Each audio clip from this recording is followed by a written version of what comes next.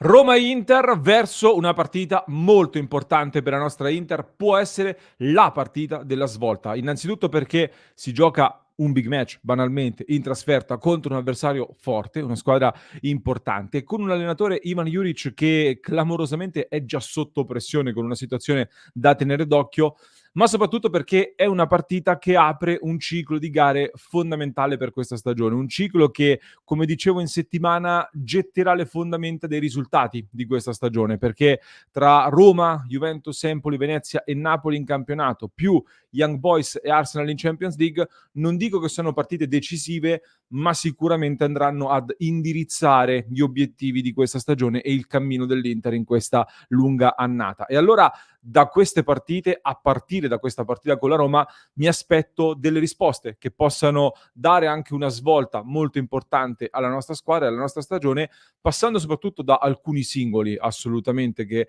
verranno messi sotto osservazione, ma anche proprio da uno spirito di squadra e di gruppo e di maggiore attenzione che devono essere alzati di livello dopo le primissime difficoltà dell'avvio di stagione. Ne parliamo comunque in questo nuovo episodio di oggi, in cui come sempre in avvicinamento alla partita facciamo la nostra preview, uno dei contenuti più seguiti e più apprezzati su Passione Inter, dove analizziamo la gara anche dal punto di vista tattico, e vi dico subito che ci sono tanti elementi che sulla carta ci fanno essere ottimisti. Chiaro che poi bisogna giocare alla partita, però sulla carta partiamo ottimisti. Ben ritrovati amiche e amici passioni interisti, allora vi invito a lasciare un mi piace, se non l'avete ancora fatto mi raccomando iscrivetevi al canale.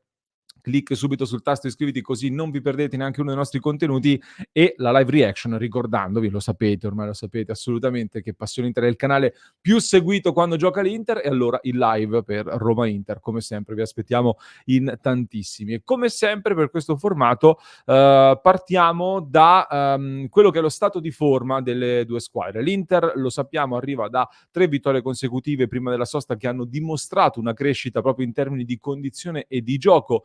piuttosto incoraggianti, secondo me, tra Udine, Stella Rossa e Torino, pur con degli svarioni difensivi a livello individuale e nella gestione soprattutto delle marcature preventive, come ha detto anche Sommer alla Gazzetta dello Sport,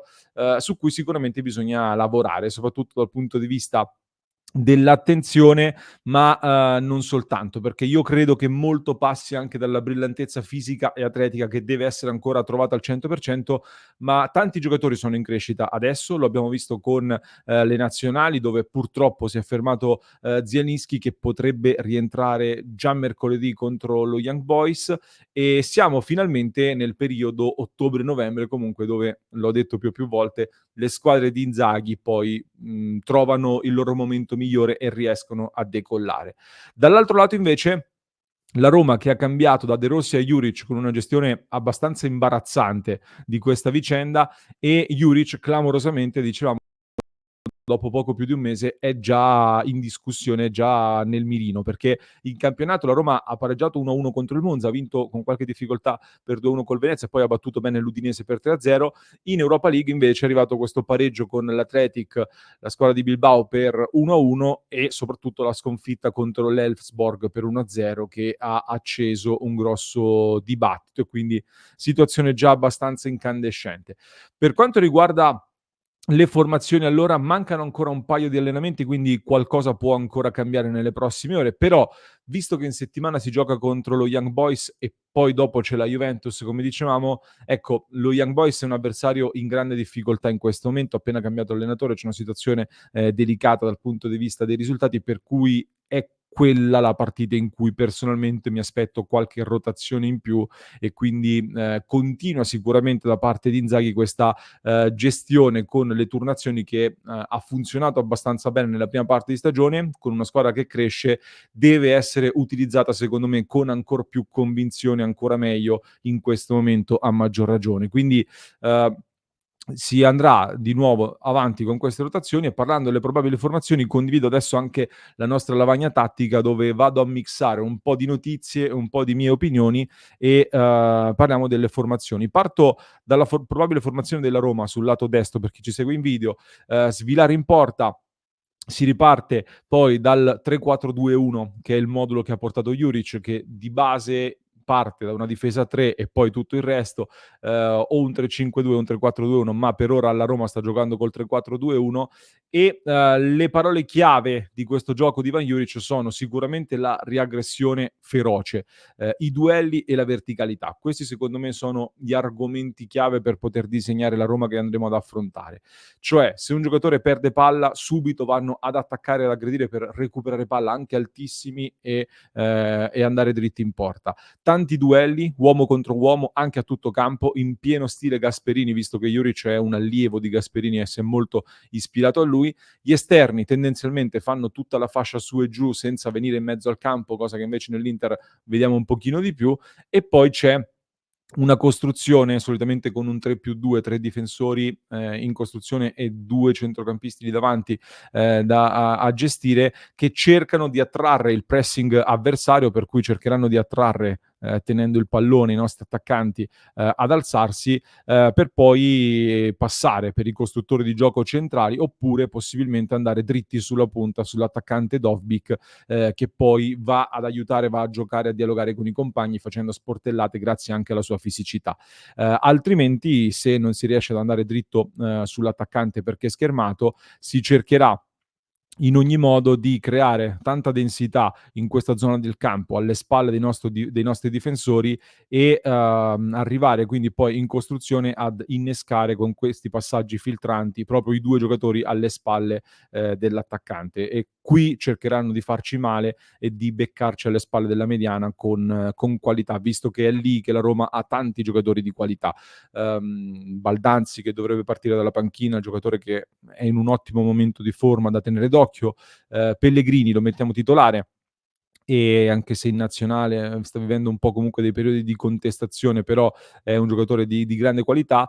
Mettiamo Soulé al momento in campo. Con Soulé la Roma cambia un pochino, perché se gioca Soulé tende un po' di più ad allargarsi piuttosto che a venire al centro, quindi qua poi dovrà essere bravo Mkhitaryan con Bastoni nella lettura, e Di Marco a seguire Celik, ma consapevole che deve prestare attenzione anche al movimento di Soulé, che prova ad accentrarsi sul mancino. Se gioca Dybala, invece, Dybala gioca molto più sottopunta, molto più centrale, svaria, ma più in questa zona centrale. Quindi anche qui gli ultimi dubbi andranno sciolti, con una Roma che quindi Dovbyk, Pellegrini, Soulé o Dybala. Quindi Dovbyk, Pellegrini sicuri, Dybala o Soulé il ballottaggio. Koné, Cristante al centro del campo dovrebbero essere le scelte già confermate, o quasi. Cristante che proprio con Gasperini è esploso, quindi con Juric potrebbe essere assolutamente rilanciato. Selic sulla destra, scelta quasi scontata. Koné, centrocampista, secondo me molto interessante, tenetelo d'occhio perché è un giocatore molto molto interessante. In difesa Mancini, Indica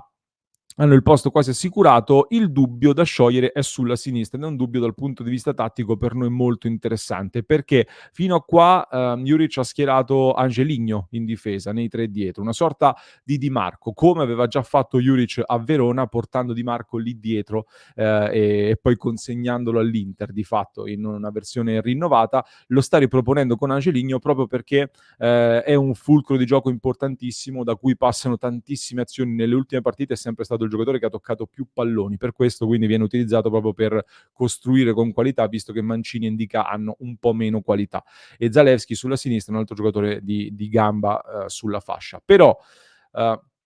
Angeligno qui sulla fascia rischia chiaramente di perdere dal punto di vista fisico in alcuni duelli, e proprio per paura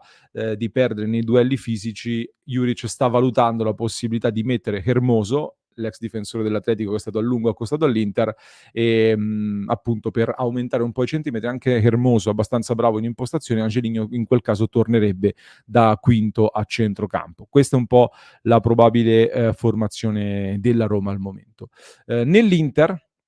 di riflesso, Sommer tra i pali, chiaramente. Pavard è in vantaggio su Bissek nei 3 di difesa lì a destra. Pavard io lo metto ampiamente sotto osservazione, perché Pavard deve sbloccarsi, deve dimostrare di essere il titolare lì a destra. Tra i big di questa Inter, in rapporto anche alle aspettative, in relazione alle aspettative che ho, fin qui credo sia il più deludente dell'Inter, deve salire di livello, e questa è una partita importante assolutamente. Acerbi al centro della difesa è il tipo di partita che più gli si addice sulla carta. È una gara in cui mi aspetto tante sportellate, tanti duelli con Dovbyk e fino a qua contro avversari di questo tipo Acerbi ha fatto bene. Dovbyk però sta vivendo un buon momento di forma, ha detto che tecnicamente non è pulitissimo, per cui se riesci a sporcarlo nel duello fisico lo metti in difficoltà. Bastoni a sinistra, penso ci sia poco da dire. Arriviamo al centrocampo dove io ho schierato Dumfries. In realtà al momento sembra in vantaggio Darmian sulla destra, ma è una scelta che io eventualmente non condivido. Poi sicuramente sarò smentito sul campo, Inzaghi ne sa più di me, quindi mi fido di Inzaghi, ma io giocando la partita prima che si vada in campo, punterei su Dumfries in questo caso, sia perché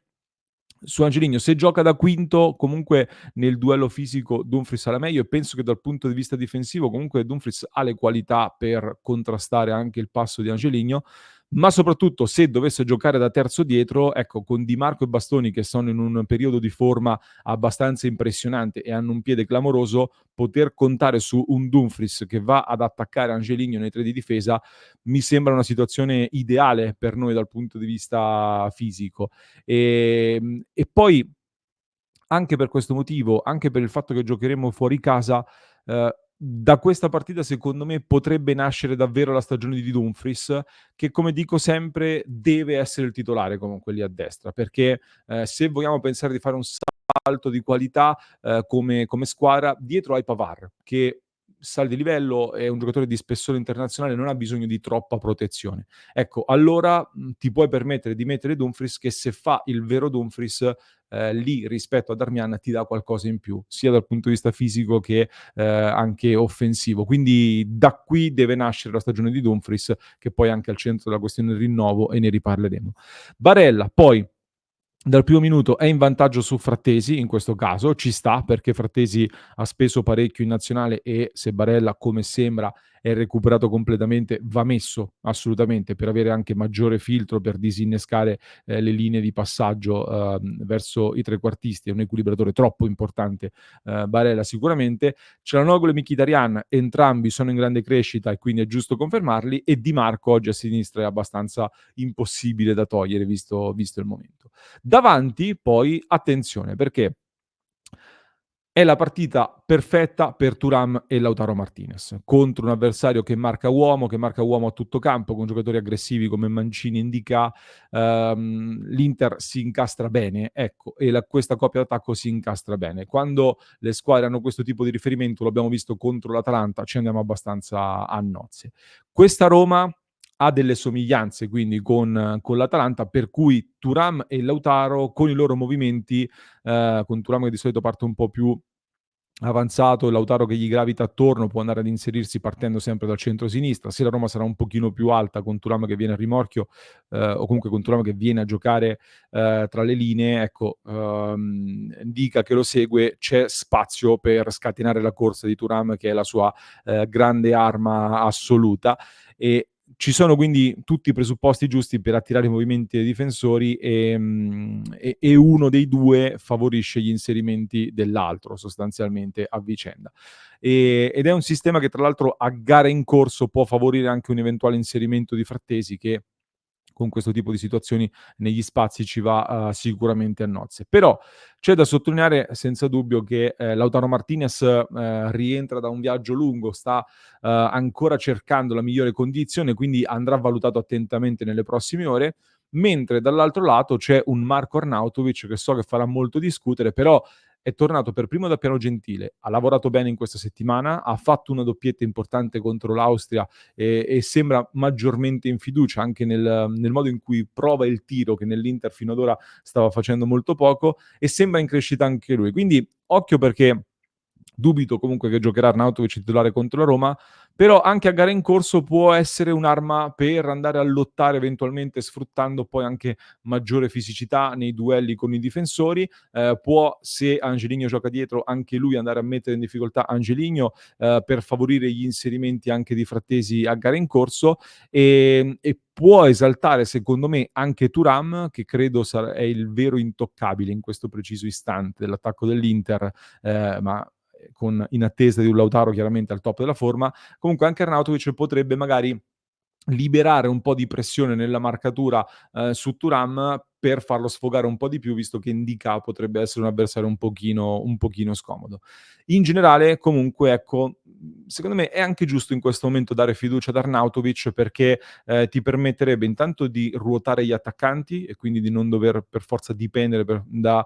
Thuram e Lautaro. È vero che c'è anche Taremi, ma, avere un Arnautovic in più in questa fase, soprattutto in campionato, secondo me sarebbe molto, molto importante. Quindi Pavard sotto osservazione, Acerbi deve rispondere in questo duello per dimostrare che è ancora di livello assoluto, visto anche il contratto in scadenza che tiene sempre banco. Dumfries chiamato a prendersi il posto da titolare.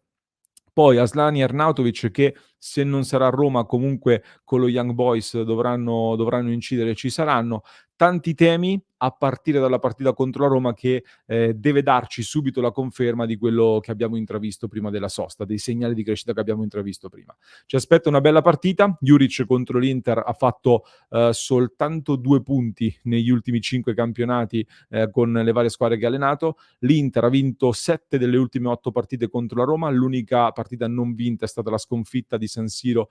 che fece traballare pericolosamente anche la panchina di Simone Inzaghi. Ci sono tanti ingredienti per fare bene.